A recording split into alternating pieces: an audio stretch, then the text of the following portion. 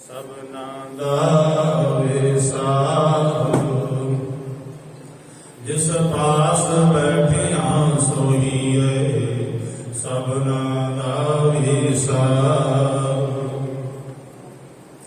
सतनाम श्री वाहिगुरु साहिब जीओ। अमुल गुण अमुल वापार, अमुल वापारिये अमुल भंडार। अमुल गुण अमुल वापार, अमुल वापारिये अमुल भंडार। अमुल आप हैं अमुल लै जाहे, अमुल पाए अमुला समाहे। अमुल धर्म अमुल दीवान, अमुल कुल अमुल परवान। अमुल बसीस अमुल निशान, अमुल करम अमुल फरमान। अमुलो अमुल आखिरा न जाए, आप रहे निवलाए। आखे वेद पाठ पुराण, आखे पढ़े करे बखियान। आखे पढ़े आखे अंद, आखें गोपी तय गोविंद। आखें ईश्वर आखें सिद्ध, आखें केते कीते बुध। आखें दानव आखें देव, आखें सुर नर मुन जन सेव। केते आखें आखण पाहे, केते कह कह उठ उठ जाहे। एते कीते होर करहे, ता आख न सके केई के। जीवन पावै तिरवड़ होए, नानक जानै साचा सोए। जे को आखै फूल बिगाड़, ता लिखिए सिर गावार गावार। जे को आखै फूल बिगाड़, ता लिखिए सिर गावार गावार। वाहिगुरु जी का खालसा, वाहिगुरु जी की फतेह। एक ओंकार सतनाम करता पुरख, निर्भय निर्वैर। अकाल मूरत आजुनी सैभं गुर प्रसाद। जुग जुग अटल चवर छतर तखत दे मालिक। धन धन श्री गुरु ग्रंथ ਸਾਹਿਬ जी ਦੀ पावन पवित्र गोद विच जुड़ बैठी गुरु की साध संगत जीओ। गज के फतेह बुलाओ जी। वाहिगुरु जी का खालसा, वाहिगुरु जी की फतेह। सत्कारयोग साध संगत जीओ, सतगुरां दी बख्शिश दा सदका जपजी साहिब जी दी लड़ीवार कथा चल रही है। सतगुरु सिर ते देर भरिया हथ रख के ते ये जपजी साहिब जी भी संपूर्ण कथा आप ही करवा लैन। अज सतगुरु पातशाह फरमाउंदे हन, अमुल गुण अमुल वापार। उस वाहिगुरु परमात्मा दे ऐसे गुण इस जगत दे विच हन कि जिन्हां दा कोई मुल नहीं पाया जा सकता। जिन्हां नूं पैसा दे के दौलत दे के खरीदिया भी नहीं जा सकता, क्योंकि कंचन स्यों पाइए नहीं तोल, मन ने राम दिया है बोल। जे कोई कंचन सोना दे के ते गुणां नूं लैना चाहे तां गुण उसनूं नहीं मिल सकते। सम्मन जो इस प्रेम की तम क्यों होती साठ, रावण होते सो रंक नहीं जिन सिर दीने का। रावण कोई कंगाल नहीं सी, रावण कोई भिखारी नहीं सी, रावण की सारी लंका कहते सोने दी सी। पर जदों उसने अपने इष्ट की आराधना की तो उसने सिर कट के अपने इष्ट के अगे रखा, भेंट किया। जे दौलत नाल किधरे ये गुण खरीदे जाते तो फिर तो वो भी दौलत दे के इन्हां गुणां नूं, ये रब्बी गुण ने, रब दे गुण ने, इन्हां गुणां नूं इस तरह नहीं खरीदिया जा सकता। साहिब की बाणी कहती है जो गुण संग्रह है, जिहड़े गुरु दे गुणां नूं संग्रहण करते हैं, इकट्ठियां करते हैं, उन्हां दे हृदय दे विचों महक उठदी, सुगंध आउंदी। गुण संग्रह विचों अवगण जाहे, पूरे गुण के शब्द समाए। जिहड़े पूरे गुरु के शब्द है ना, ये बाणी है, इस बाणी दे विच गुण भरे हैं। सतगुरु की बाणी सत स्वरूप है, गुरबाणी बणिए सतगुर की रीसे और कच पिच बोल दे से कूड़ियार कूड़े चढ़ पड़िए।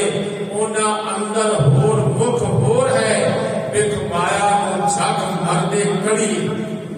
जिहड़े सतगुरां दी रीस करके ते कोई होर पूरी तरह बाणी उचारण करते हैं, कहते उन्होंने अंदर ते जहर है, उन्होंने अंदर कुछ होर है ते मुंह तो कुछ होर कह रहे हैं। एक गुरु जी के हृदय के वाक ने, इसलिए गुणों के नाल खड़े हुए ने ते आजा गुण ले ले, गुण चुन ले। महाराज कहते ने जो गुणों को ग्रहण करता है, ऐसे गुणों का सत्कार करने वाले को मैं सदके जाना, बलिहार जाना। कबीर मार्ग मोती पीछे अंधा निकस्यो, आए जोत बिना जगदीश की जगत लंगे ना। देखो जदों जिथे भी जाओ उथे गुणा के मोती तो बिखरे हुए ने, पर तू चुनना जान, इन्होंने चुनेगा कि नहीं। भाई जेकर बंदा अहंकारी होएगा तो उन्होंने गुण किधरों भी नहीं मिलने लगा, ते जेड़ा बंदा निमृतवान होएगा उस गुण मिल जाएंगे, हर जगह से गुण मिल जाते हैं। इसलिए पढ़िया लोगा तू भी गुण लै लै, अवगुण ना इकट्ठे कर। इस संसार ब्रह्म को दोए फल लाए। इस संसार रूपी वृक्ष नूं दोवें फल लाए ने, देखदा भी ते अमृत दा भी। हुण तू किहड़े तोड़ने ने? संसार दे विचों तोड़ना है। तेरा जी करता है तो भाई तू जहर दे तोड़ सकता है, तेरी जिंदगी सारी जहरनुमा हो जाएगी। जे तू अमृतमयी फल तोड़ेगा तो तेरी सारी जिंदगी अमृत नहीं हो जाएगी। साथ संगत जी, गुरु गोबिंद सिंह महाराज कलगियां वाले ने पंज सिंह राम सिंह, करम सिंह, गंडा सिंह, वीर सिंह, शोभा सिंह, इन्हां सिंहां नूं मेरे पातशाह ने भेजिया काशी दे विच, जाओ विद्या पढ़ के आओ, संस्कृत विद्या।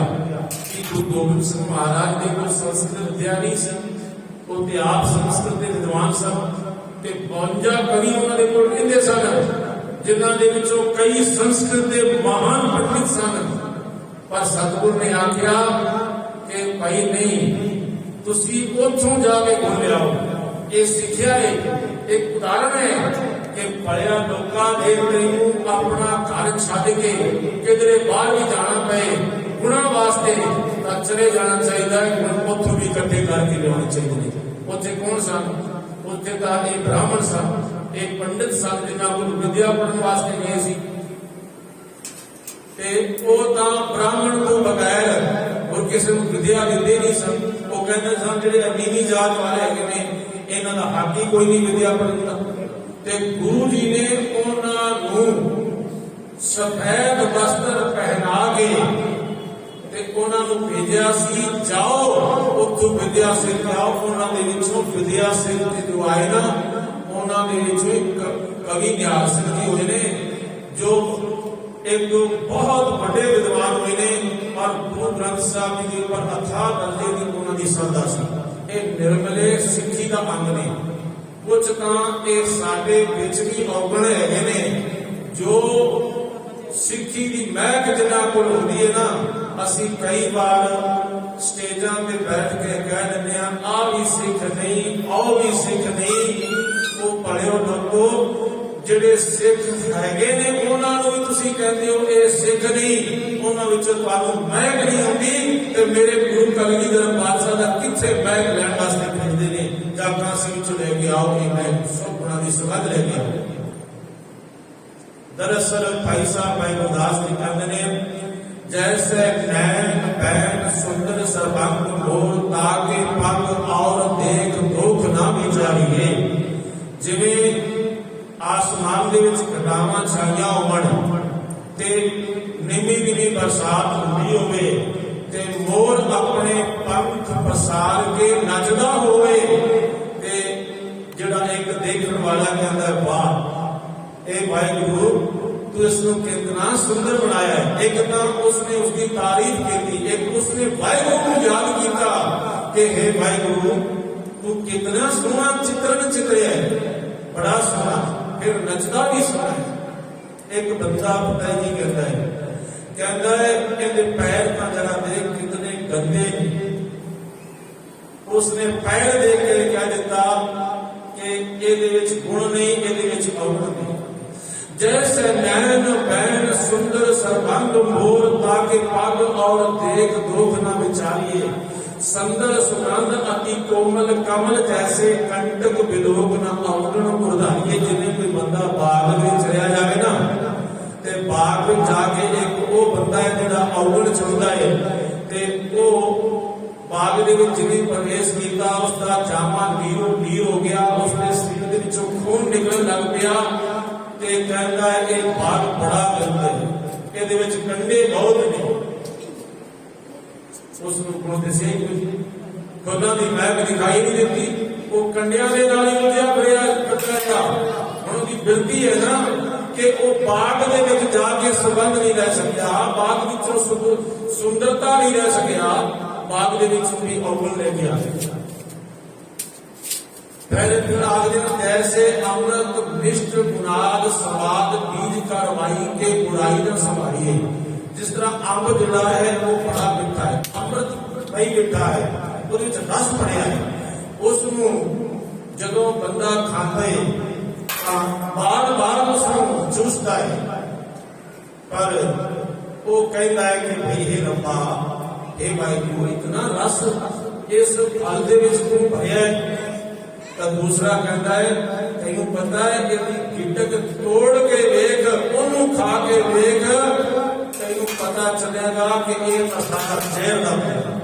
ਕਹਿਣ ਦਾ ਮਤਲਬ ਹੈ ਬੰਦੇ ਦੀ ਕੋਈ ਆਦਤ ਹੁੰਦੀ ਹੈ ਕਿਸੇ ਦੇ ਪਤਾਲ ਵਿੱਚੋਂ ਔਗਣ ਲੱਭ ਕੇ ਲਿਆਉਣੇ, ਜਿਹੜੇ ਦਿਸਦੇ ਪਏ ਨੇ ਗੁਣ ਕੋਲ ਨਾ ਗੁਣਾਂ ਨੂੰ ਨਹੀਂ ਦੇਣਾ, ਪਰ ਪਤਾਲ ਦੇ ਵਿੱਚੋਂ ਔਗਣ ਕੱਢ ਦੇਣੇ। ਤਾਂ ਇਸੇ ਤਰ੍ਹਾਂ ਭਾਈ ਸਾਹਿਬ भाई गुरदास जी आखते हैं ऐसे गुर ज्ञान ध्यान सबू ते मांग लीजिए, बंदना सकल बुद्ध निंदा ना धिकारी। इसे तरह जे तेन गुरु का ज्ञान किधरों भी मिलता है ले ले, ਉਹਦੇ ਚ ਮੋਤੀ ਚੜ ले। जरूरी नहीं साथ संगत जी एक बंदे में सारी गुण होना, बंदा अवगुणा का पुतला है ते या तो अवगुण फिर नहीं ने गुणा नाल भरपूर ने, गुरु है या वाहिगुरु है या गुरु का पूर्ण गुरसिख जिसकी सुरत गगन मंडलों में पहुंच गई है, वो बिल्कुल साफ सुथरा है, उसके जीवन के कोई दाग नहीं, कोई अवगुण नहीं। पर भाई गुरदास जी कहते हैं ऐसे गुर ज्ञान ध्यान सब हूं ते मांग लीजिए, ਤੁਹਾਨੂੰ ਪਤਾ है कि ਇਹਦੇ ਕੋਲ कोई गुरु का गुण है, मंग के लेते बंदना सकल भूत निंदा ना धिकारिए। ये भूत कहिए संसार के जगत के विच सारे अवगुणा ना चुनता है। इस संसार के बड़े गुण भी खिलने पे उन्होंने गुणा भी ले है। जिस तरह महाराज ने कहा ना, गुरु नानक पातशाह जी ने, विमल मझार बस निर्मल जल पदमल न जावल रे, पदमल जावल जल संगत संग दोग नहीं रे। बई जिवें एक डड्डू है वो पानी दे विच रहिंदा है ते कमल दे फुल दी साग नहीं जानदा, जाले खांदा है, कीड़े मकोड़े खांदा है। ते एक भवरा दूरों आके ते ओदे विचों सुगंध ले के जांदा, ओदे विचों महक ले के जांदा। गुरबाणी में जोर भी आया है, जैसे दैद संजाल पर्वत बन रहा है। जिस तरह दसो दिशा पर्वत जंगल बन नदी नाले सागरां दे उपरों उड़दी है, एक बड़ी उच्ची उड़ान है उसकी, देखने को बड़ी उच्ची उड़दी है। जैसे दैद संजाल पर्वता बन रहा है, जिथे डिठो मृतक इल बैठिया, जिथे मुर्दा बैठिया उत्थे आके वो उतर जाती है। उन बाग नहीं दिसदा, बाग दे कोल नहीं उतरेगी, पर वो उत्थे उतरेगी जिथे मुर्दा पिया होगा। एक बंदे की सोच है, बंदा उत्थे जाके बैठता है जिथे उसनूं अवगुण मिलते ने, जिथे गुण मिलते ने उत्थे तां जाण की कोशिश ही नहीं करता। गुणों की कदर पुछनी है तो कावां को क्यों पुछते? कां ने तो गंदगी विच मुंह मारना है, पर जे गुण पुछने ने तो फिर कोयल को पूछो। कांटे से पूछिए नाम, किसी गुल से पूछिए, सदमान चमन के लुटने का। किसी बुलबुल से पूछिए, किसी बुलबुल के को पूछ के देखो। यूनान का प्रसिद्ध फिलासफर सुकरात, इसने पखंड का बड़ा विरोध किया। ते जिहड़े समय दे यूनान दे विच पुरोहित सन, जो अपनी पूजा करवाते सन, जो पूजा का धान खाते सन, ते उन्होंने क्या जे ये सच्चाई कह देगा तो फिर साड़ी पूजा नहीं होनी, फिर सानू मत्था कौन देगा, फिर सानू माया कौन देगा? कोई नहीं देगा, क्योंकि एक ना एक करके पर्दे चुकी जा रहा है कि सच्चाई दसी जा रहा है। क्यों ना हो इसको रोकया जाए। यही गल का गुरु नानक पातशाह जी के नाल इत्थे दे विरोधा ने की। उन्होंने गुरु नानक पातशाह जी को बहुत रोकने की कोशिश की कि रुक जान, पर गुरु नानक पातशाह जी कहते रहे, काली कूड़ बोल मर खाए, ब्राह्मण नहावे जिया खाए, जोगी जुगत न जाने अंध, इन्हें को जानेगा मन। ते सुकरात यूनान दे विच कहंदा रहा, एक पखंडी ने तुसी एक दे उपासक बनो।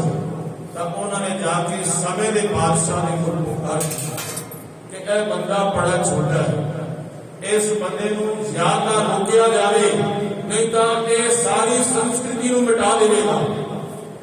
ते बादशाह, क्योंकि कहते हैं ना अकल वड्डी के भैंस, भाई ये साधारण तौर पर देखा जाएगा तो भैंस ही वड्डी है, तो सिंह मारेगी ते उसको खत्म कर देगी। सत्ताधारियों को सत्ता होती है, उन्होंने को ताकत होती है, वो ताकत के आधार के ऊपर वो सच और झूठ कहलवाना जानते हैं।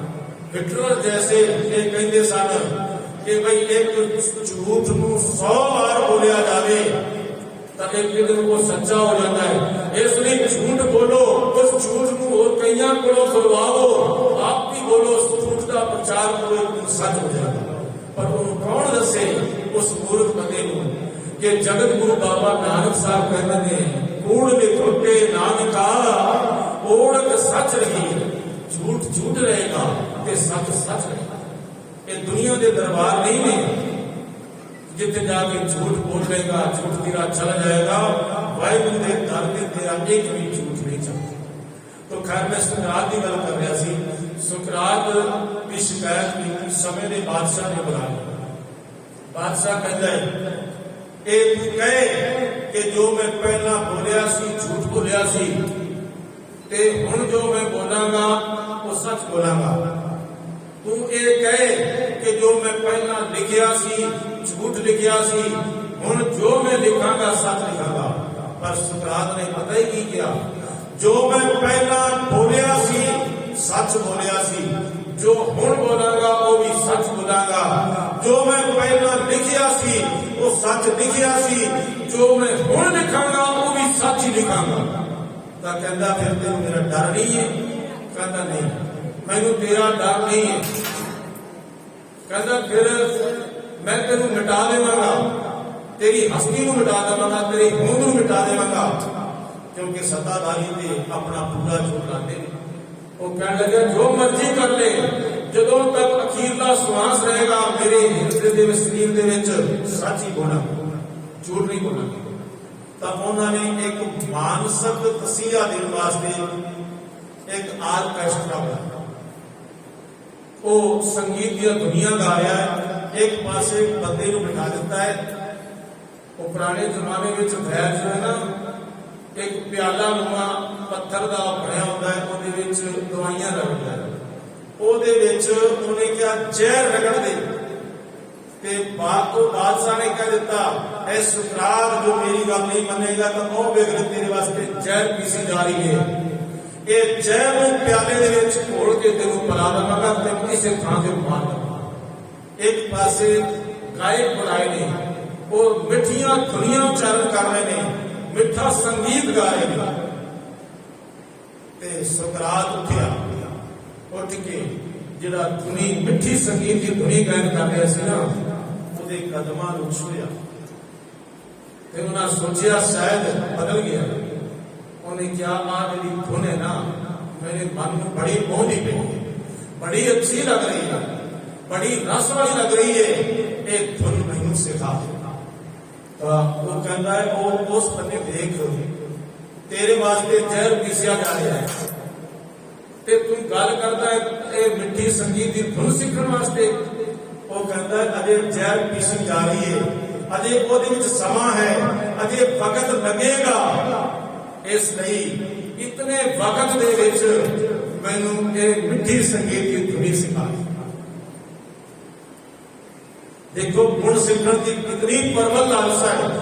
पता है सिर पे मौत खड़ी है, फिर भी कहता है आप गुण सिखा दे, मैं उतने समय में सीख जावांगा ते फिर जहर का प्याला भी पी लवांगा। उसके चेहरे पे कोई घबराहट नहीं आई। खैर उसनों समय की हुकूमत ने ते पुरोहितां ने रल के वो जहर का प्याला दे दिता। ते दो बंदे इधरों आ गए, दो इधरों आ गए, तीसरा पीछा खड़ो गया, भाई इसको उठ के पकड़ लो ते इसको पिला दो। तो कहने लगा जी ये सब कुछ मेहनत करने की लोड़ नहीं, तुसी लियाओ प्याला जहर का पिया होया, मैं अपने फुलां नाल ला के आप ही पीगा। प्याला पकड़ाया, उन्होंने वेखदियां वेखदियां वो जहर का प्याला पी गया। पर पींदियां पींदियां भी वो कह गया कि जो पखंड है, इसे झूठ खरीद रखा है, इसको तौबा करो, नहीं तो एक दिन रब की दरगाह दे विच मारे जाओ। तो इसलिए सतगुरु पातशाह भी आखते हैं कि अमुल गुण अमुल व्यापार, उस वाहिगुरु परमात्मा का ना गुण बड़े अमुल ने, और उसका व्यापार करने वाले भी बड़े अमुल हैं। जो व्यापार करते हैं वो भी बड़े अमुल हैं। अमल गुण व्यापार गुण बड़े अमुल होंगे हैं। वो किसी मुल के नाल खरीदे नहीं जाते, किसी पैसे नाल खरीदे नहीं जाते। राम पदार्थ पाए के कबीरा गांठ का खोल, नहीं पटन नहीं पार फूल, नहीं ग्राहक नहीं मोल। कबीर जी कहते ने ऐ राम नाम रूपी पदार्थ की खंड ऐसी जगह के नाम खोल देगी जिथे कोई कदर कीमत ना जानता हो। राम पदार्थ पाए कहे कबीर गांठ ना खोल, क्योंकि नहीं पटड़ नहीं पारखू नहीं गाग नहीं मोल, एदा मुल नहीं पैना। बिन गाग गुण बेचिए तो गुण सहगो जाए, गुण का गाग जे मिले तो गुण गाग दिखाए। इसलिए वाहिगुरू दे अमुल गुण ਹਨ ਤੇ ਉਹਨਾਂ ਦੇ ਵਪਾਰ ਕਰਨ ਵਾਲੇ ਵੀ ਅਮੁੱਲ ਹਨ। ਅਮੁੱਲ ਵਪਾਰੀਏ ਅਮੁੱਲ ਭੰਡਾਰ, ਜਿਹੜਾ ਵਪਾਰ ਕਰਨ ਵਾਸਤੇ ਆਉਂਦੇ ਨੇ ਉਹ ਵੀ ਅਮੁੱਲ ਹਨ। ਕਿਉਂਕਿ ਕਿਨਹੀ ਬੰਦਿਆ ਕਾਂਸੀ ਤਾਂਬਾ, किन्ही लौंग सुपारी, संत बनदिया नाम गोविंद का ऐसी जेब हमारी। हर के नाम के व्यापारी, हीरा हाथ चढ़िया निर्मोलक छूट गई संसार। भगत कबीर जी कहते ने किसी ने कुछ बन दिया, किसी ने कुछ बन दिया, किसी ने कुछ खरीदिया कि किसी ने कुछ खरीदिया, मैं तो एक वाहिगुरू का नाम ही खरीदिया है। कि नाम का एक फर्ज व्यापार किया है, क्योंकि उन्होंने अपनी किरत नूं भी एक वाहिगुरू के नाम जोड़ लिया। वो किरत करदियां भी वाहिगुरू का नाम जपते ने, फिर कला किरत करके खाते नहीं, बन के खाते। क्योंकि कमल पड़ोस वो कहते ने कि कोई उन्होंने माता नहीं है, वो कहते ने कि एक दो मंदिर एक दो पाठ, हमको साथर उनको खाद। भाई ये भगत कबीर जो मेरा पुत्र है ना, ये एक दो राह होंगे ने, राही मुसाफर साधु संत महात्मा, एक दो घरे बैठे हुए ने, उन्होंने मंजा पे बिस्तरा ला दिता है कि साडे वास्ते तां खाट हेठां जमीन ते ही सोना पैंदा है। ते ये भगत कबीर जी किरत करते ने, किरत करदियां होइयां नाल वंड के भी चलते हैं। इसलिए वो इस तरह का व्यापार करते हैं। ते फिर अमुल भंडार इत्थे भाई वीर सिंह जी उन्होंने अर्थ इस तरह किए ने, जेड़े अमुल गुण खरीद अमुल गुण जेड़े अपने हिरदे विच वसा लेंदे ने, वो अमुल दे व्यापारी हो जाते हैं। ते अमुल का जो अमृत भंडार उन्होंने हिरदे विच भरिया है। भाई वीर सिंह जी ने इस तरह किए ने कि वो जो जपण वाला है नाम, जो गुण इकट्ठे करने वाला है, एक दिन उनके कोल गुणों का बड़ा भंडार इकट्ठा हो जाता। फिर वो कहता है राम नाम की लूटे, लूटी जाए ना लूट, फिर पाछे पछताओगे प्राण जाएंगे छूट। इसलिए आजा व्यापारी बन के आजा, सब गुणों का व्यापार कर ले, तू गुणों को इकट्ठिया कर ले। तू व्यापारी बनेगा जदों तो तेरे को अमुल गुणों का भंडार हो जाएगा। अमुल आवे अमुल ले जाए, जेड़े इन्हां गुणां नूं लैण वास्ते आउंदे ने वो भी अमुल ने, ते जेड़े इन्हां गुणां नूं लै के जांदे ने वो भी अमुल ने। एक तां आउंदे ने कि मैं गुण ले आवां, वो भी अमुल दे नाल जुड़ जांदे ने ते अमुल हो जांदे ने। ते जेड़े लै जाए, जेड़े गुण लै के जांदे ने वो भी अमुल हो जांदे ने। उन्हां दा जीवन भी धन हो जाता है। पर बस गल ये है कि जेड़ा गुणा की कदर करता है, गुणा का होवे वास्ता कट वास दीजे, जे गुण होवन साजना मिल सांझ करीजे, सांझ करीजे गुणे केरी छोड़ आपन चलिए। पहले पटंबर कट कटंबर जाए सच्चा पड़ मलिए। भाई आ सारे अडंबर ते दिखावे छड़ दे ते सच्चे थां जाके मल ले, ते उथों जाके झोल अमृत पीजे, ते सब गुणा का जो अमृत है उसनू पी, ते गुणा नू इकट्ठिया कर। भगत कबीर जी ते माता जी कहते ने कि कबीर जी तू कित्थे चला जाता है?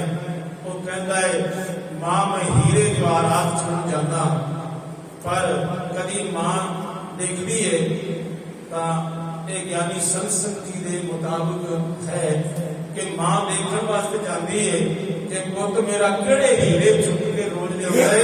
घर ते भोजन नहीं पूरा होता, घर दे विच कोई वस्तु पूरी नहीं होती, ये कहता मैं रोज हीरे ते मोती चुन के लिया। कमाल की गल है।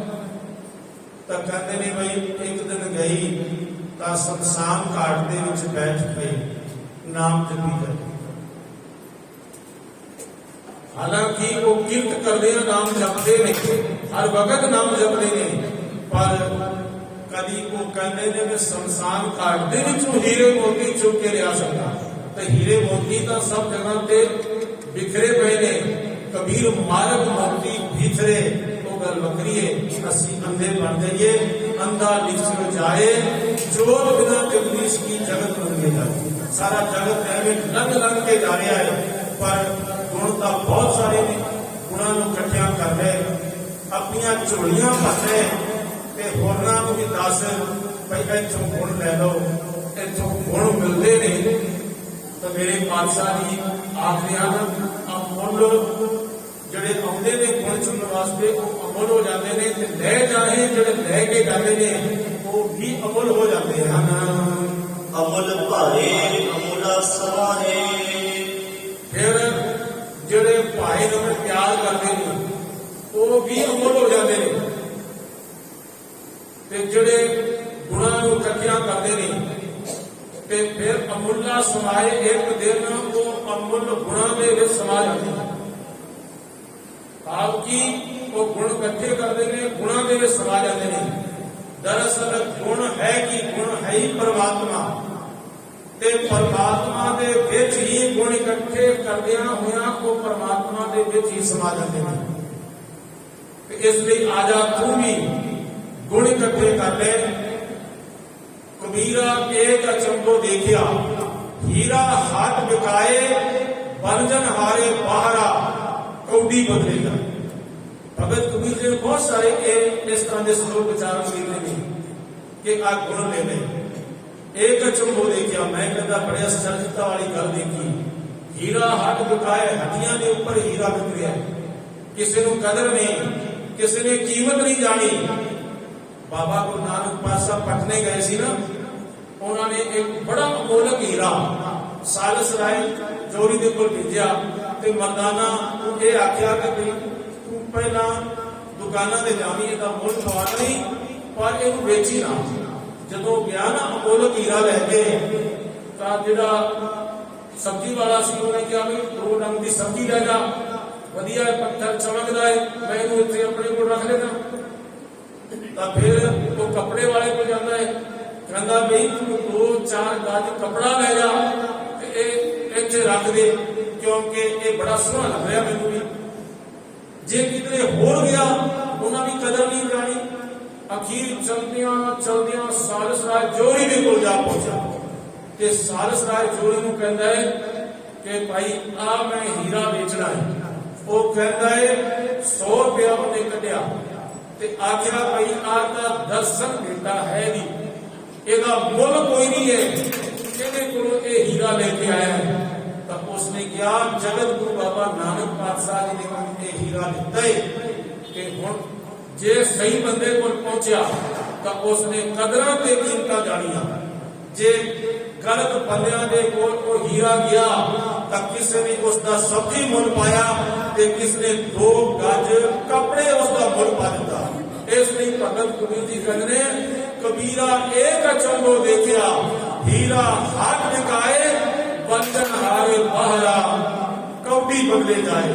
कौडी के बदले वो जिहड़ा हीरा विकदा रहा, ते जदों जिसने सार जान ली तो उसने फिर उसकी कदर कीमत भी जानी अते उसनूं सिजदा भी किया। तो साध संगत जी वो जिहड़ा सालस राय जोड़ी सी ना, उसने क्या भी जल्दी तू चल मर्दाने के नाल ही जा, मैं आ रहा थोड़ा जिहा काम संभालिया वा, दुकान बंद कर देवा, ते तू को गुरु नानक चलिया ना जावे, ਉਹਦੇ दर्शन कर लीए। नाम सुनिया सी पहले तो उसका नौका का नाम सी अदरका। वो अदरका आया ते जिवें ही उसने सिजदा किया गुरु नानक पातशाह दे कदमां विच, गुरु नानक की मौत सी, गुरु नानक पातशाह ने मेहर भरिया हाथ ला दिता, बस आनंद दे विच तो मगन हो गया। ते थोड़ी देर बाद वो सालस राय जोरी पहुंचे। सालस राय जोरी ने देखा कि मेरा नौकर तो किसी और आनंद दे विच है, ਵੀ ਇਹਦੇ ਚਿਹਰੇ ਤੇ ਕੋਈ ਗਮ ਨਹੀਂ ਰਿਹਾ, ਕੋਈ ਫਿਕਰ ਨਹੀਂ ਰਿਹਾ। ਜੋ ਹੀਰਿਆਂ ਦੀ ਪਰਖ ਕਰਨਾ ਜਾਣਦਾ ਹੈ ਉਹ ਬੰਦਿਆਂ ਦੀ ਪਰਖ ਕਰਨਾ ਜਾਣਦਾ। ਉਸਨੇ ਆਪਣੇ ਨੌਕਰ ਨਾਲ ਬੜਾ ਸਮਾਂ ਬਿਤਾਇਆ ਸੀ, ਉਸਨੂੰ ਪਤਾ ਮੇਰੇ ਨੌਕਰ ਦਾ ਚਿਹਰਾ ਕਿਸ ਤਰ੍ਹਾਂ ਹੈ। ਅੱਜ ਇਹ ਕਿਵੇਂ ਖੜਿਆ ਪਿਆ ਹੈ ਤੇ ਕਿਵੇਂ ਆਨੰਦ ਹੋ ਗਿਆ ਹੈ। ਮਨ ਤਨ ਸਾਚ ਦੱਸਿਆ ਕੀਮਤ ਕਹਿ ਨਾ ਜਾਈ, ਮਨ ਤੇ ਤਨ ਕੋਲੋਂ ਉਸਦਾ ਵਿਗਸ ਜਾਂਦਾ ਹੈ, ਖਿੜ ਜਾਂਦਾ ਹੈ। ਤੇ ਫਿਰ ਜਿੰਨਾ ਮਨ ਤਨ ਗੁਰੂ ਦੀ ਕਿਰਪਾ ਨਾਲ ਖਿੜ ਜਾਂਦਾ ਹੈ ਉਹਦੀ ਕੀਮਤ ਵੀ ਨਹੀਂ ਹੁੰਦੀ। ਤਾਂ ਉਸਨੇ ਕਿਹਾ ਗੁਰੂ ਨਾਨਕ ਪਾਤਸ਼ਾਹ ਇਹ ਆਨੰਦ ਮੈਨੂੰ ਦਿਓ, ਇਹ ਮੇਰਾ ਨੌਕਰ ਹੈ। ਸਤਿਗੁਰੂ ਪਾਤਸ਼ਾਹ ਕਹਿੰਦੇ ਨੇ ਨੌਕਰ ਨਹੀਂ, ਇਹ ਤੇ ਪਰਮਾਤਮਾ ਦਾ ਨੌਕਰ ਹੈ। ਕਹਿੰਦਾ ਜੀ ਨਹੀਂ ਮੇਰਾ ਨੌਕਰ ਹੈ, ਕਿਤਨੇ ਸਾਲ ਹੋ ਗਏ ਨੇ ਇਸ ਨੂੰ ਮੇਰੇ ਕੋਲ ਰਹਿੰਦੇ ਹੋਇਆ। ਤੇ ਫਿਰ ਕਹਿੰਦਾ ਜੀ ਇਹ ਆਨੰਦ ਮੈਨੂੰ ਵੀ ਦਿਓ। ਤਾਂ ਗੁਰੂ ਨਾਨਕ ਪਾਤਸ਼ਾਹ ਕਹਿੰਦੇ ਆਨੰਦ ਚਾਹੀਦਾ ਹੈ। ਕਹਿੰਦਾ ਹਾਂ। ਕਹਿੰਦੇ ਫਿਰ ਇਸ ਨੌਕਰ ਦੇ ਪੈਰੀ ਪੈ ਜਾ, ਤੈਨੂੰ ਆਨੰਦ ਮਿਲ ਜਾਏਗਾ।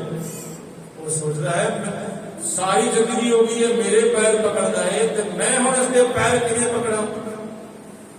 ਮੈਂ ਨਹੀਂ ਪਕੜਾਂਗਾ। ਮਨ ਵਿੱਚ ਵਿਚਾਰ ਆਇਆ ਨਹੀਂ ਪਕੜਨਾ।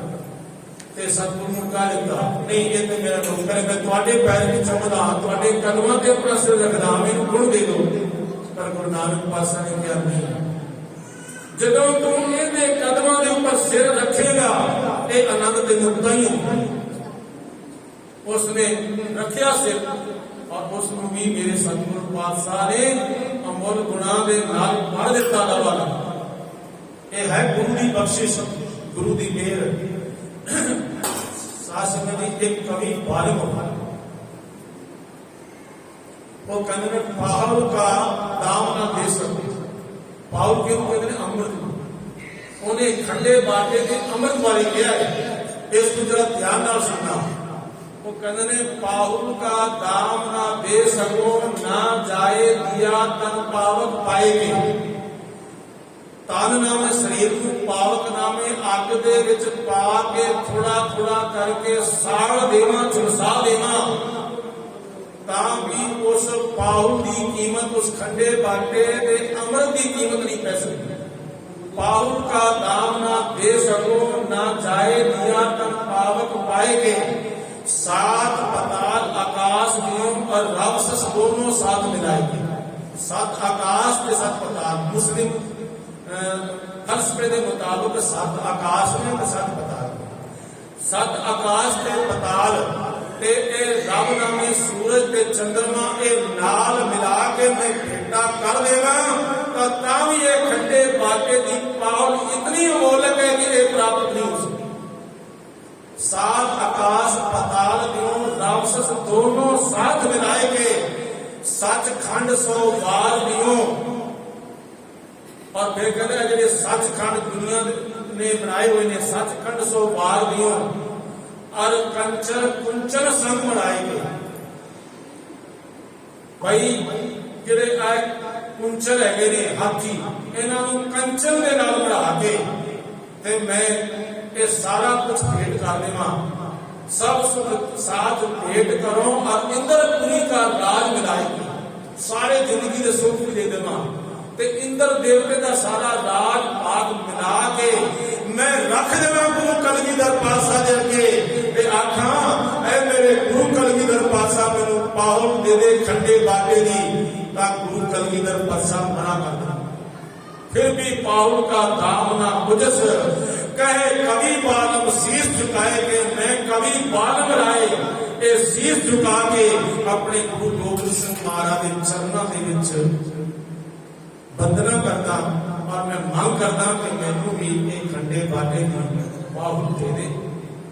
आपको पता हुए देहरादून के साधु संगी सन जिहड़े कीर्तनीय सन, आपने सुनिया होगा, शायद इस वक्त का दुनिया के है या नहीं मैनू नहीं पता, बाकी उन्होंने संगीत दे विच पा के ना इसे कवि बालम दियां कविता गायन किया। देखो एक बलबले होंगे ने कवि दे, उडारियां होंदियां ने, उन्हां बलबलियां को उन्हां उडारियां नूं समझना पैंदा।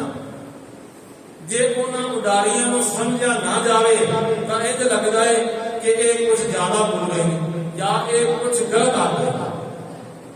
क्योंकि जे तुसी उस सिद्धांत के पक्षों बिल्कुल ਉਸੇ ਤਰ੍ਹਾਂ ਲੈ ਕੇ ਚੱਲੋਗੇ ਤਾਂ ਫਿਰ ਵਿੱਚੋਂ ਇਹ ਪ੍ਰਤੀਤ ਹੋਵੇਗਾ ਕਿ ਇਹ ਕੁਝ ਗੱਲ ਵੱਧ ਗਿਆ। ਪਰ ਜਦੋਂ ਉਹਨਾਂ ਦੇ ਅੰਦਰ ਦੇ ਪਿਆਰ ਨੂੰ ਵੇਖੋਗੇ, ਵਲਵਲਿਆਂ ਨੂੰ ਦੇਖੋਗੇ, ਤਾਂ ਉਦੋਂ ਇੰਜ ਪ੍ਰਤੀਤ ਹੋਵੇਗਾ ਕਿ ਉਹ ਹਿਰਦੇ ਦੀ ਗਹਿਰਾਈ ਦੇ ਵਿੱਚੋਂ ਜਿਹੜੇ ਨਿਕਲੇ ਹੋਏ ਬੋਲ ਨੇ ਉਹ ਠੀਕ ਨੇ। ਭਾਈ ਦਇਆ ਸਿੰਘ ਤੇ ਗੁਰੂ ਗੋਬਿੰਦ ਸਿੰਘ ਮਹਾਰਾਜ ਜੀ ਬੈਠੇ, ਪੰਜ ਪਿਆਰੇ ਸੱਜ ਗਏ ਨੇ ਤੇ ਗੁਰੂ ਕਲਗੀਧਰ ਪਾਤਸ਼ਾਹ ਕਹਿੰਦੇ ਨੇ ਕਿ ਪੰਜ ਪਿਆਰੇ ਤੁਸੀਂ ਮੇਰੇ ਗੁਰੂ ਹੋ, ਮੈਂ ਤੁਹਾਡਾ ਚੇਲਾ ਹਾਂ, ਤੁਸੀਂ ਮੈਨੂੰ ਵੀ ਅੰਮ੍ਰਿਤ ਦੀ ਦਾਤ ਦਿਓ। ਤਾਂ ਉਹ ਸਵਾਲ ਜਵਾਬ ਕਰਾਇਆ ਕਿ ਭਾਈ ਦਇਆ ਸਿੰਘ ਜੀ ਕਹਿੰਦੇ ਨੇ ਪਾਤਸ਼ਾਹ ਸਾਡੇ ਕੋਲ ਤੁਸੀਂ ਸੀਸ ਲਏ ਤਾਂ ਤੁਸੀਂ ਸਾਨੂੰ ਅੰਮ੍ਰਿਤ ਦਿੱਤਾ, ਪਾਹੁ ਦਿੱਤੀ, ਤੇ ਤੁਸੀਂ ਖਾਲਸੇ ਨੂੰ ਕੀ ਦਓਗੇ? ਤਾਂ ਉਸ ਵੇਲੇ ਜੋ ਇਸ ਤਰ੍ਹਾਂ ਦੀਆਂ ਵਿਚਾਰਾਂ ਨੇ ਉਹ ਕਵੀ ਨੇ ਉਸ ਨੂੰ ਕਵਿਤਾ ਦਾ ਰੂਪ ਦਿੱਤਾ ਹੈ। ਉਹ ਕਹਿੰਦੇ ਕਿ ਪਾਤਸ਼ਾਹ ਕਹਿੰਦੇ ਨੇ ਦਾਮ ਤੋਂ ਨਾ ਦੇ ਸਕੂੰ, ਭੇਟਾ ਮਨਜ਼ੂਰ ਕਰੋ, ਸੁਣੋ ਦਇਆ ਸਿੰਘ ਜੋ ਜੋ ਭੇਟ ਮੈਂ ਚੜਾਉਂਗਾ, ਮੈਂ ਦਾਨ ਨਹੀਂ ਦੇ ਸਕਦਾ। ਯਾਦ ਰੱਖਣਾ, ਆਕੇ ਧਾਰਮਿਕ ਸਥਾਨਾਂ ਤੇ ਚਲੇ ਜਾਓ ਨਾ ਤੇ ਗੋਲਕ ਦੇ ਉੱਪਰ ਲਿਖਿਆ ਹੁੰਦਾ ਦਾਨ ਪੇਟੀ ਦਾ, ਆਪਨੇ ਪੜਿਆ ਹੋਗਾ। ਪਰ ਯਾਦ ਰੱਖਣਾ ਜਦੋਂ ਇਸ਼ਟ ਦੇਵ ਦੇ ਅੱਗੇ ਜਾਈਏ ਤਾਂ ਉਹਨੂੰ ਦਾਨ ਨਹੀਂ ਦਿੱਤਾ ਜਾਂਦਾ, ਆਪਣੇ ਇਸ਼ਟ ਨੂੰ, ਆਪਣੇ ਗੁਰੂ ਨੂੰ ਭੇਟਾ ਦਿੱਤਾ। ਦਾਨ ਤਾਂ ਆਪਣੇ ਤੋਂ ਨੀਵੇਂ ਨੂੰ ਦਿੱਤਾ ਜਾਂਦਾ ਹੈ, ਜੋ ਆਪਣੇ ਤੋਂ ਨੀਵਾਂ ਹੈ। ਬਲਕਿ ਗੁਰੂ ਤਾਂ ਇਹ ਕਹਿੰਦਾ ਹੈ ਕਿ ਜੇ ਤੈਨੂੰ ਕਿਧਰੇ ਭਿਖਾਰੀ ਮਿਲ ਗਿਆ ਹੈ ਨਾ ਤੇ ਤੂੰ ਕੁਝ ਦੇਣਾ ਚਾਹੁੰਦਾ ਹੈ ਤਾਂ ਤੂੰ ਗੁਰੂ ਨੂੰ ਯਾਦ ਕਰਕੇ ਦੇ, ਤਾਂ ਤੇਰੇ ਮਨ ਦੇ ਅੰਦਰ ਅਹੰਕਾਰ ਨਹੀਂ ਆਵੇਗਾ। ਜੇ ਤੂੰ ਉੱਥੇ ਦਾਤਾ ਬਣ ਕੇ ਦਾਨ ਦੇਣ ਲੱਗ ਪਿਆ ਤਾਂ ਉੱਥੇ ਵੀ ਅਹੰਕਾਰ ਨਹੀਂ ਆਉਣਾ, ਉੱਥੇ ਵੀ ਹੋਵੇ ਨਾ। ਤੇ ਗੁਰੂ ਕਲਗੀਧਰ ਪਾਤਸ਼ਾਹ ਜੀ ਆਖਦੇ ਨੇ ਦਾਮ ਤੋਂ ਨਾ ਦੇ ਸਕੋ, ਭੇਟਾ ਮਨਜ਼ੂਰ ਕਰੋ, ਸੁਣੋ ਦਇਆ ਸਿੰਘ जो जो भेंट में चढ़ाऊंगा, पिता कटवा के जैसे खून की खिलाई होली वैसी होली बेटियों के खून से खिलाऊंगा। जिन्हें मैं पहला अपने पिता को तोड़िया ते पिता ने दिल्ली के चांदनी चौक के विच उन्होंने शीश दिता है, किसी डुबदी हुई कौम नूं उन्होंने बचा लिया। वो खून की होली इस तरह खेली कि दूसरी बार बेटियों के खून से खिलाऊंगा, दूसरी बार जी होली होगी मैं अपने बेटियां के खून के नाल खिलाऊंगा। घर बार छोड़ तमाम धाम सरसा की भेंट और खून की बहाऊंगा।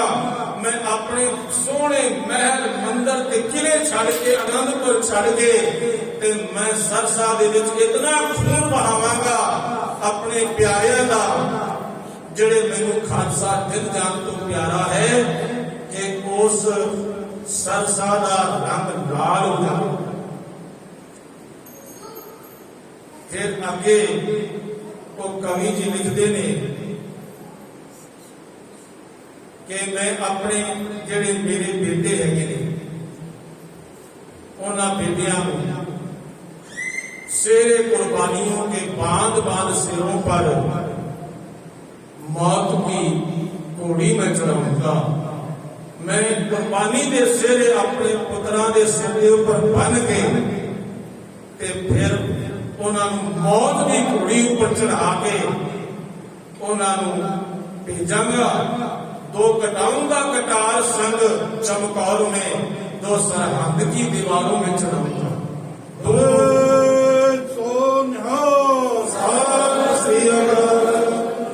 दो बड़े जो मेरे साहबजादे होंगे मैं उन्होंने चमकौर दे विच जाके कटार संग कटाऊंगा। कटार दे नाल, तीरां दे नाल, बरछियां दे नाल, नेज़ियां दे नाल उन्होंने कटवा देवांगा ते दो सरहद दी दीवारां में जिंदा छुपा देवांगा। दो कटाऊंगा चमकौर में कटार संग और दो सरहद की दीवारों में चढ़ाऊंगा। किसी तरफ माता किसी तरफ मैं हूंगा, कहीं बच्चे कहीं महलों को रुलाऊंगा। होए के अकेला फिर फिरूंगा मैं जंगलों में, छोड़ के उस सेजा कांटों की बिछाऊंगा। किसी पासे मेरी माता जी होंगे और किसी पासे मैं होगा। किधरे मेरे छोटे बच्चे होंगे, किधरे मेरे बड़े साहबजादे होंगे। ते वो आनंदपुर दे वो मखमली गदेले छड़ के ते फिर देखना तुसी मेरे खालसा, मैं कंडिया की सेजा उपर सुता हूं। गुरु गोबिंद सिंह महाराज के अंदर के प्यार को बलवरिया कवि जी कुछ इस तरह बयान करते हैं। फिर कहते ने शीश पे ना ताज होगा, हाथ पे ना बाल होगा,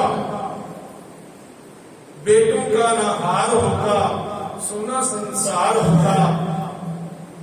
भाई मेरे शीश पे ताज भी नहीं होगा, फिर मेरे को बाज भी नहीं होगा, मेरे को घोड़े भी नहीं होंगे, मेरे को जोड़े भी नहीं होंगे, मेरे को मां भी नहीं होगी, मेरे को पुत्रा का प्यार भी नहीं होगा, मेरे को पुत्रा का हार भी नहीं होगा। ते सोना संसार होगा, माही गुण गाऊंगा। ये सारा संसार मेरे वास्ते, ये संसार की दृष्टि में देखोगे तब बिल्कुल खाली हो जाएगा, कुछ नहीं बचेगा। सिद्धों के समेत सर्वंस सब भेंट किया, अब तो पिला दो पाहुल सेवक कहलाऊंगा। कि मैं अपने सिखा समेत अपना सारा सरबंस कुर्बान कर देवांगा। ऐ भाई दया सिंह पंज प्यारे मेरे गुरुदेव, तुसी मैनू अमृत पान कराओ। अब तो पिला दो पाहुल सेवक कहलाऊंगा, मैं तुम्हारा सेवक कहलाऊंगा। और वो बोल महाराज जी ने पूरे किए, तू साहिब मैं सेवक तेरा, तू मेरा साहिब होगा, तू मेरा मालक होगा, ते मैं तेरा सेवक होगा। जो तू रहनी दे पूरा रहेगा, ते याद रखना जिवें तू मेरे अगे झुकना है, इन्हें मैं तेरे अगे झुकना। सेवक जिवें गुरु गोबिंद सिंह महाराज ये वचन कह रहे हैं, इस तरह की ये प्रताप होया नहीं कि आप इतिहास में देखा नहीं। गुरु नानक पातशाह भाई लहणे नूं उच्चे सिंहासन पे बिठा के उन्होंने परिक्रमा करते पे ने, परिक्रमा करके अपना सिर उन्होंने कदमों में रख देना। इसी तरह गुरु अंगद देव पातशाह जी बाबा अमरदास जी को उस जल के नाल स्नान करा के उच्चे सिंहासन पे बिठा देते हैं, ते फिर उन्होंने मत्था टेकते हैं। यही गल जो मेरे सतगुरु ने गुरु गोबिंद सिंह पातशाह जी ने कही है, और उन्होंने गुरु साहब ने इस इतिहास को दोहराया ते नाले गुरबाणी ने वाक भाई जो जो इससे गुरसिखड़ा तिस निव निव लागू भाजो। एक कवि दे बोलों के अंदर बेवकता है, एक प्यार है उन्होंने अंदर भरिया होया, जो उछल उछल के बाहर आया है। साध संगत जिन्होंने अमृत पान किया है वो वडभागी ने, जिन्होंने नहीं किया वो एक अमोलक दात जान। क्योंकि साध संगत जी जिस बच्चे ने डिग्रियां हासिल करनिया ने, किसी बड़े उच्चे मुकाम पर पहुंचना है, तो उसको पहला केजी नर्सरी जाना ही पड़ेगा ना, वो दाखला तो लेना पड़ेगा। जो वो दाखला ही नहीं लवेगा तो फिर वो डिग्रियां भी उच्चा मुकाम किवें हासिल करेगा। ये याद रखना, एक गुरु घर दे विच दाखला है अमृत पान करना, ते जिहड़ा दाखला नहीं लेगा वो उच्चे मुकाम ते नहीं पहुंचेगा। इथों शुरुआत होती है धर्म की, विद्या की, कि आजा आके अमृत पान कर ले। और जिस अमृत पान को गुरु कलगीधर पातशाह ने आपने आप ही लेना इतना जरूरी समझा, सिक्का गुरु गोबिंद सिंह महाराज नाम सियाना तो नहीं हो गए, जो बढ़िया सारिया दलील दिता है कि नहीं मैं अजय अमृत पान नहीं करना, एक तेरे विच कमियां, एक मेरे गुरु विच कमियां थी ने, एक अपनिया कमियां को तू आप देख।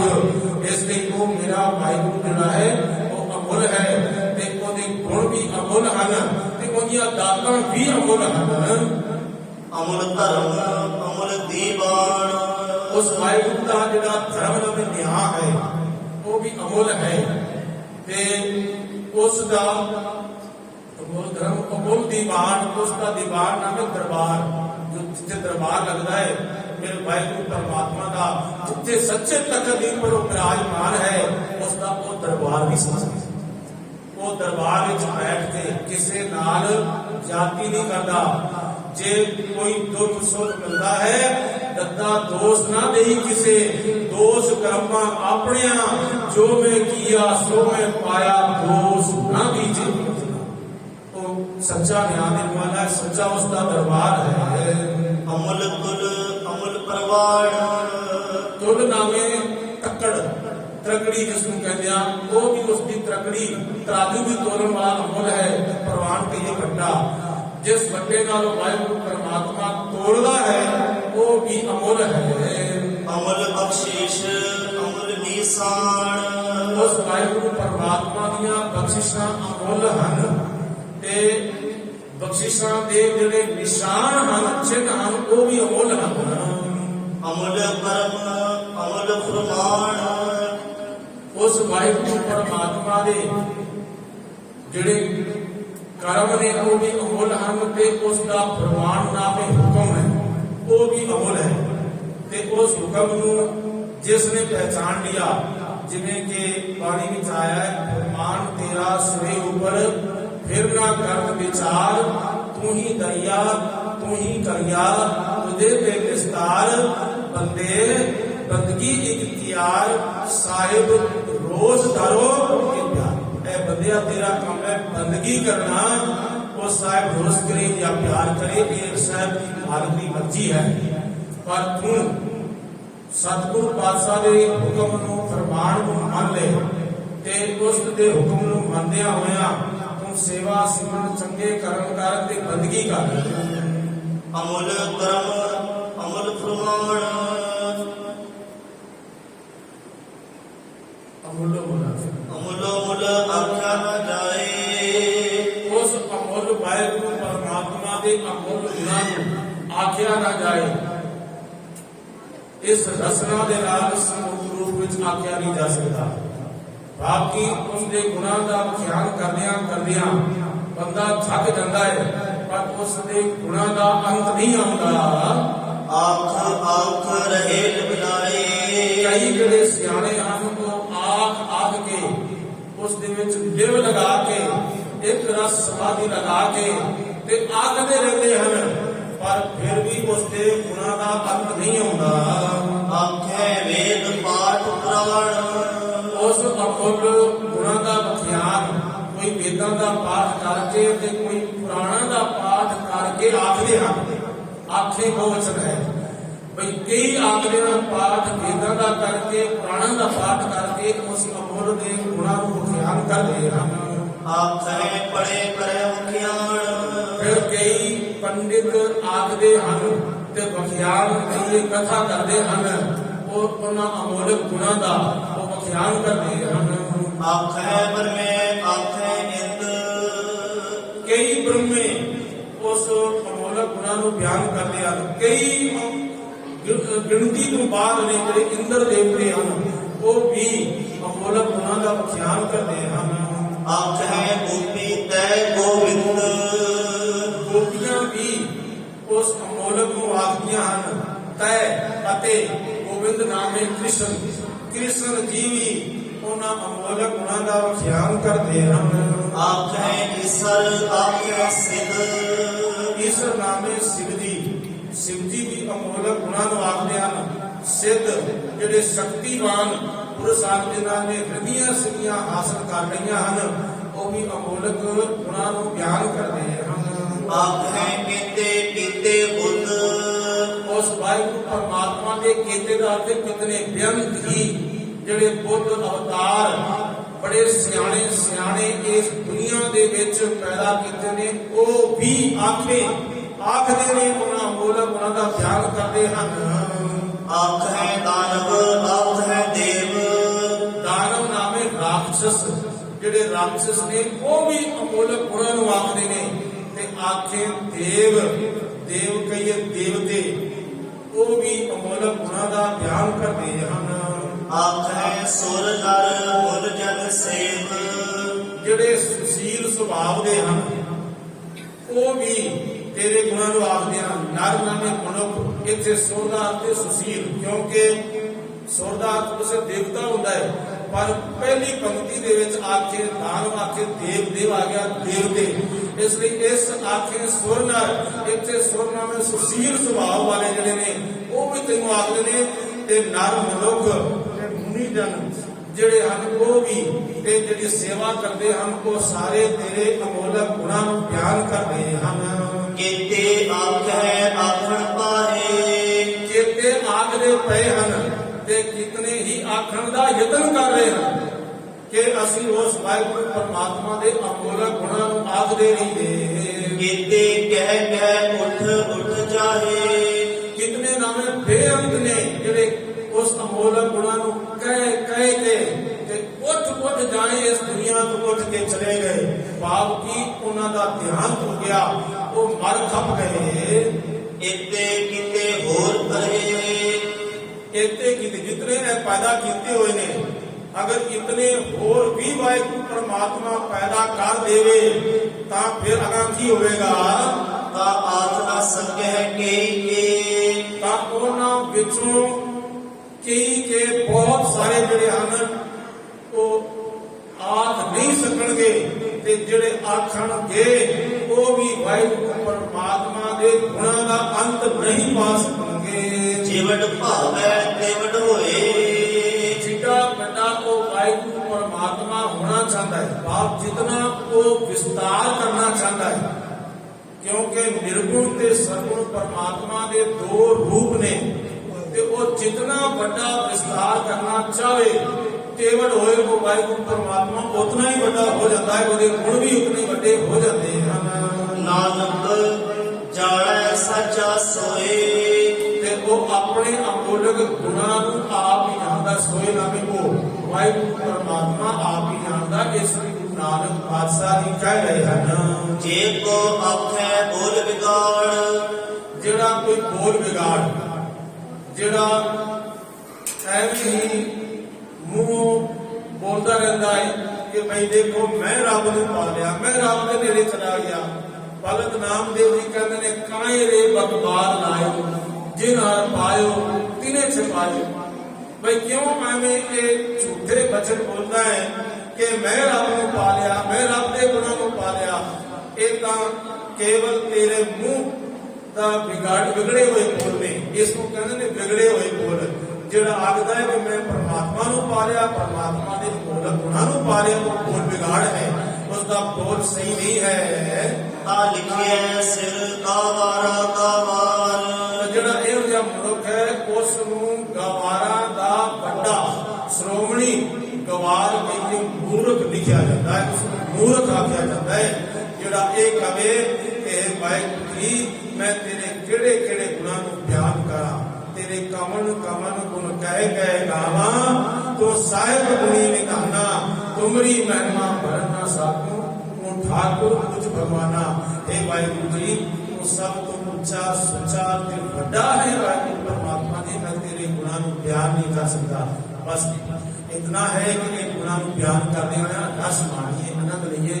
ਹੁਣ ਬਾਣੀ ਦਾ ਕੋਈ ਆ ਕਿ ਅਸੀਂ ਅੰਤ ਪਾ ਲਈਏ, ਤੇ ਇਹ ਬਾਣੀ ਤਾਂ ਗੁਰੂ ਨਾਨਕ ਪਾਤਸ਼ਾਹ ਜੀ ਦੇ ਆਕਾਸ਼ ਤੋਂ ਵੀ ਵੱਡੇ ਹਿਰਦੇ ਦੇ ਵਿੱਚੋਂ ਨਿਕਲੀ ਹੈ, ਤਾਂ ਕਿਵੇਂ ਤੂੰ ਗੁਰੂ ਨਾਨਕ ਪਾਤਸ਼ਾਹ ਜੀ ਦਾ ਅੰਤ ਪਾ ਲਵੇਂਗਾ? ਰਸ ਲੈ, ਆਨੰਦ ਲੈ, ਤੂੰ ਇਹ ਗੁਣ ਗਾ ਕੇ, ਤੂੰ ਪਾਠ ਕਰਕੇ, ਨਿਤਨੇਮ ਕਰਕੇ ਉਸ ਵਾਹਿਗੁਰੂ ਦੇ ਕੋਲੋਂ ਅੱਗੇ ਅਰਦਾਸ ਕਰਕੇ ਸੱਚੇ ਪਾਤਸ਼ਾਹ ਨੂੰ ਰਸ ਆਵੇ, ਮੈਨੂੰ ਆਨੰਦ ਆਵੇ, ਮੈਨੂੰ ਖੇੜਾ ਆਵੇ, ਤੇ ਅਸੀਂ ਆਪਣੇ ਗੁਰੂ ਦੇ ਕੇਵਲ ਕੀ ਅਰਦਾਸ ਕਰੀਏ, ਸਤਿਗੁਰੂ ਪਾਤਸ਼ਾਹ ਇਸ ਖੇੜੇ ਵਿੱਚੋਂ ਥੋੜਾ ਜਿਹਾ ਖੇੜਾ ਸਾਨੂੰ ਵੀ ਬਖਸ਼ ਦਿਓ, ਤਾਂ ਸਾਡਾ ਲੋਕ ਪਰਲੋਕ ਸਮਝ ਜਾਵੇ। ਇਤਨੇ ਕੋ ਬਚਨ ਪ੍ਰਵਾਨ ਕਰਨਾ ਦੀ ਬੋਲ ਚੁੱਕੇ ਜੀਵਾ ਬਖਸ਼ਿਸ਼ ਕਰਨੀ ਦੀ। ਵਾਹਿਗੁਰੂ ਜੀ ਕਾ ਖਾਲਸਾ, ਵਾਹਿਗੁਰੂ ਜੀ ਕੀ ਫਤਿਹ।